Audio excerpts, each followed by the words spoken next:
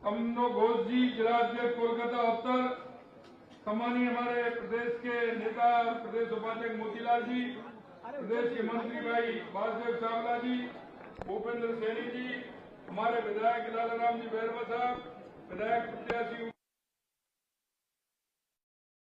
विष्णु चेतानी जी, पूर्व प्रदेश अध्यक्ष युवा मोर्चा डी कुमावत जी, अरुण जी मल्लावत साहब, हमारी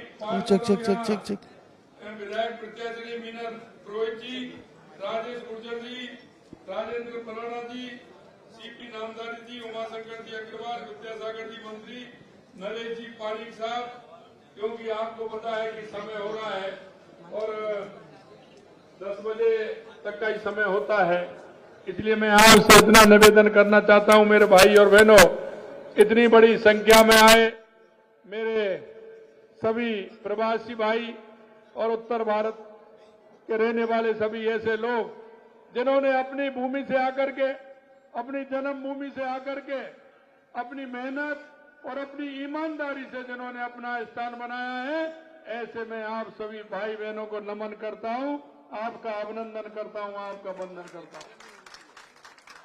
मैं आपसे इतना निवेदन करना चाहता हूं कि आप हमेशा राष्ट्रवाद की भावना से जुड़े हुए हो, आप हमेशा राष्ट्र हित की बात करते हो, समाज के हित की बात करते हो। मुझे इस बात की खुशी है, आप राजस्थान की उस वीर भूमि से आते हैं, महाराणा प्रताप की धरती से आते हैं, आप पन्ना ढाई की धरती से आते हैं जो त्याग की मूर्ति है, आप मीराबाई की भक्ति की धरती से आते हैं और आप पर्यावरण की देवी हमारी मां अमृता देवी जिन्होंने अपने को जीवन समर्पित कर दिया अपनी बेटियों के साथ, ऐसे हमारे पर्यावरण प्रेमी हमारी अमृता मां अमृता देवी की धरती से आते हैं। आपके मन में जो विचार है, आपके मन में जो विश्वास है, आपने जो अपने मन में विश्वास है, राष्ट्रवाद की भावना और इस देश को आगे बढ़ाने की भावना आपके मन में है, आप अपनी संस्कृति, अपना विचार को लेकर के चलने वाले लोग हैं। हम वो लोग हैं जो दुनिया में अपनी संस्कृति, अपने विचार से पहचाने जाते थे।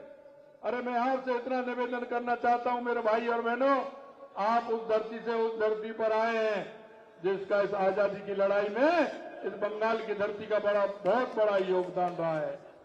आपने आप देखा होगा यह जिस तरह से आध्यात्मिक के क्षेत्र में स्वामी विवेकानंद, रविंद्रनाथ टैगोर और आपने आधुनिक राजनीति के प्रणेता जो इस भारतीय जनता पार्टी और जनसंघ के जिन्होंने नींव रखने का काम किया और विचार को ऊपर उठाने का काम किया, ऐसे डॉक्टर श्यामा प्रसाद मुखर्जी की धरती के आप लोग हैं। मैं आपसे इतना ही कहना चाहता हूं, आजादी के बाद जिस तरह की स्थिति इस देश में बनी थी, डॉक्टर श्यामा प्रसाद मुखर्जी ने जब देखा कि देश जिस दिशा में जा रहा है, तुष्टीकरण के आधार पर चल रहा है, उन्होंने उस मंत्रिमंडल से इस्तीफा देकर के उस कश्मीर के लिए अपने आप को झोंक दिया और अपने आप को बलिदान कर दिया। सबसे पहले आवाज उठाने वाले डॉक्टर श्यामा प्रसाद मुखर्जी थे, क्योंकि उन्होंने देखा था कि इस देश की दिशा ठीक नहीं है, तो उन्होंने कहा कि एक देश में 2 विधान, 2 प्रधान, 2 निशान नहीं चलेंगे और अपने आप को समर्पित कर दिया। हम उनकी भावना के लिए, उस राष्ट्रवाद के लिए, राष्ट्र को मजबूत करने के लिए आज हम लड़ रहे हैं। आपने देखा था 2014 से पहले इस देश की स्थिति क्या थी, इस देश में कितना बड़ा परिवर्तन 2014 के बाद देश के यशस्वी प्रधानमंत्री नरेंद्र मोदी जी के नेतृत्व में हुआ है। और मैं आपसे यही कहना चाहता हूं, आप लोग कहते हैं 2014 के बाद बहुत बड़ा काम हुआ है, अरे काम तो बहुत बड़े बड़े हुए हैं, लेकिन अभी बहुत कुछ बकाया है, बहुत कुछ बकाया है। स्वामी विवेकानंद जी ने कहा था, युवाओं से आह्वान किया था कि उठो और जागो, इस देश दुनिया पर छा जाओ, ये दुनिया सारी आपकी मुट्ठी में होगी। वो समय आ गया है। स्वामी विवेकानंद जी ने कहा 21वीं सदी भारत की होगी, उस नरेंद्र से इस नरेंद्र का परिवर्तन आप देख रहे हैं। और आपसे मैं यही कहना चाहता हूं, आने वाला समय आपका है। अरे देश नहीं, दुनिया में आपका समय है। बदलता हुआ परिवेश आपको दिख रहा है, 2014 का परिवर्तन भी आपने देखा है। मैं आपसे यही निवेदन करने के लिए आपके बीच में आया हूं। जब हम 2014 में शासन में आए तो क्या की अर्थव्यवस्था देश की 11वें पायदान पर थी, आज 5वें पायदान पर है। आने वाले 2 वर्ष में हम तीसरे स्थान पर होंगे। और उसके बाद दुनिया में हम पहले स्थान पर होंगे। दुनिया हमारे पीछे आएगी। जो महाशक्ति अपने आप को कहते थे, आज उनकी स्थिति देखिए। वो महाशक्ति भी इसमें लगी है कहीं भारत की स्थिति आगे नहीं हो जाए। मैं आपको यही कहना चाहता हूं, यहाँ के लोगों को तो पाकिस्तान का प्रेम आप देख रहे हैं, किस तरह से पाकिस्तान का प्रेम अलाप रहे हैं। यहाँ की स्थिति आपने देखी है। पहले वाम बस्तियों ने यहाँ की पश्चिम बंगाल की स्थिति क्या की थी, और अब टीएमसी की स्थिति देख रहे हैं। जिस तरह से भ्रष्टाचार और तुष्टीकरण के आधार पर ममता जी इस पश्चिम बंगाल को चलाना चाहती हैं, पश्चिम बंगाल की जनता जाग चुकी है। मैंने पिछले चुनाव में मुझे रहने का अवसर मिला। मैंने देखा था यहाँ का व्यक्ति स्वाभिमानी है, वो लड़ता भी है और संघर्ष भी करता है।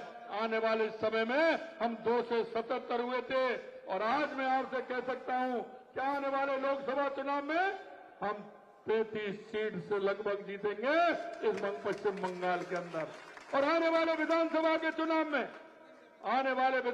चुनाव में यह भारतीय जनता पार्टी की सरकार बनेगी, डबल इंजन की सरकार बनेगी। बंगाल के लोगों ने जो खून पसीना बहा है, उन्होंने जो संघर्ष किया है, वो संघर्ष मेरे भाइयों खाली नहीं जाएगा, वो संघर्ष खाली नहीं जाएगा।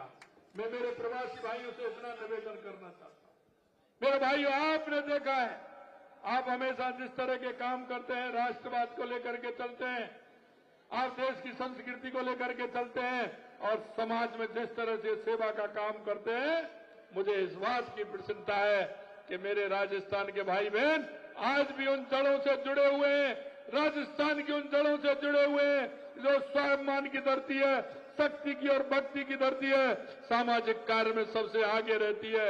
आज भी मैं जब सुनता हूं आप गौशाला के लिए यहाँ काम कर रहे हैं, आप ब्लड डोनेशन का काम कर रहे हैं, आज यह शमशानों को सुधारने का काम कर रहे हैं, और समाज में रह करके उन दीन दुखियों के साथ उनके शादी ब्याह से लेकर के सारे सामाजिक क्षेत्र के काम पश्चिम बंगाल के अंदर रह करके कर रहे हैं।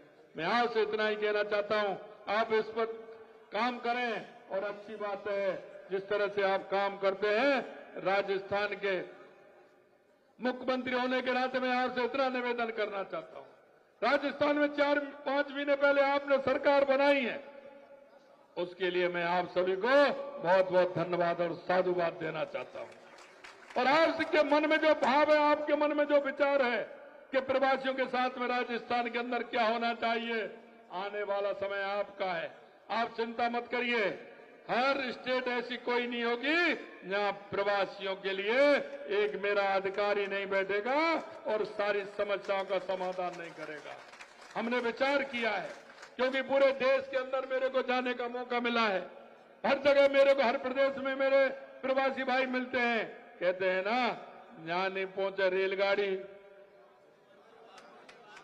वहां पहुंचे बैलगाड़ी, और जहां नहीं पहुंचे बैलगाड़ी वहां पहुंचे मारवाड़ी। तो मुझे पता है कि सभी जगह मेरे मारवाड़ी भाई और प्रवासी भाई हैं। निश्चित रूप से आने वाले समय में आपकी उसी हिसाब से, प्रदेश के हिसाब से हम काम करेंगे। और आपसे आह्वान भी करना चाहता हूं, क्योंकि पहले वहां भी कांग्रेस की सरकार थी, उन्होंने भी हमारे प्रवासी भाइयों पर ध्यान नहीं दिया। मैं आपसे इतना ही निवेदन करना चाहता हूं, राजस्थान में आइए और अपने उद्योग भी लगाइए, आपको सिंगल खिड़की मिलेगी, उस पर सारे काम होंगे, आपको पूरी तरह से पूरा काम होगा, ये मैं आपके बीच में विश्वास दिलाना चाहता हूं। कई जगह मैं जाता हूं, मेरे से लोग कहते हैं कि साहब हमारी हवेली है, हमारा मकान है, हमारी दुकान है, हमारी खेती है। आप चिंता मत करिए, मैं इस तरह की व्यवस्था कर रहा हूं, आप वहां रजिस्ट्रेशन कराइए, और जब रजिस्ट्रेशन आप कराएंगे तो आपकी उन सारी मकान हो, दुकान हो, हवेली हो, कुछ भी हो, जमीन हो, उसकी सुरक्षा का काम हमारी सरकार का होगा, सरकार का होगा। मैं बहुत ही भाग्यशाली हूं, इस हॉल में मैं तीसरी बार मीटिंग कर रहा हूं। लगातार मैं तीसरी बार में जब विधानसभा के चुनाव में आया तो यहां भी मेरी मीटिंग थी, अभी मैं पहले आया तो जहां भी मेरी मीटिंग थी। इसलिए मैं आपसे इतना ही कहना चाहता हूं, मेरे भाई और बहनों, आप जिस तरह से आप काम करते हैं, राष्ट्रवाद की भावना को लेकर के करते हैं, देश के लिए समर्पित भाव से करते हैं। हमारे तपस भाई बहुत ही हमारे ऐसे हैं, सीधे साधे, आप इनको जानते हैं, और यहाँ की जीत आपके द्वारा है, मुझे पता है। और जब कहीं कोई काम पड़ेगा तो मैं हूं ना भाई जी के साथ, क्यों चिंता कर रहे हो आप? किसी तरह की चिंता करने की जरूरत नहीं है, आपको कोई परेशानी नहीं आएगी।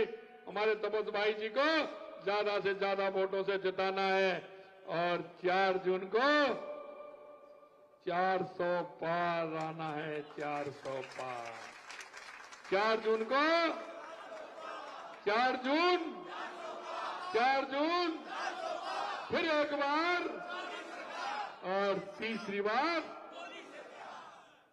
देश के यशस्वी प्रधानमंत्री नरेंद्र मोदी जी को तीसरी बार प्रधानमंत्री बनाना है। मैं, क्योंकि समय हो गया है, मेरे पे आज स्लिप भी आ गई है, क्योंकि 10 बजे तक का है। हम कानून में, संविधान में विश्वास करते हैं, इसलिए मैं आपसे इतना ही निवेदन करना चाहता हूं, आप लोगों का जो प्यार और दुलार है, निश्चित रूप से मैं उससे बहुत अभिभूत हूं। आप हमेशा जब मैं आता हूं इसी तरह से प्यार और दुलार आप करते हैं। मैं यही कहना चाहता हूं मेरे भाई और बहनों, आने वाला समय आपका है, आप निश्चिंत रहिए। और ये बंगाल में अब भी लोकसभा के चुनाव में भी जीतेंगे और विधानसभा के चुनाव में भी जीतेंगे, बहुत बड़े बहुमत के साथ में। आने वाले समय में डबल इंजन की सरकार हमारी होगी और बंगाल की स्थिति बदलेगी। इतना ही मैं निवेदन करना चाहता हूं। आप सभी को बहुत बहुत धन्यवाद। नमस्कार, जय हिंद, जय भारत।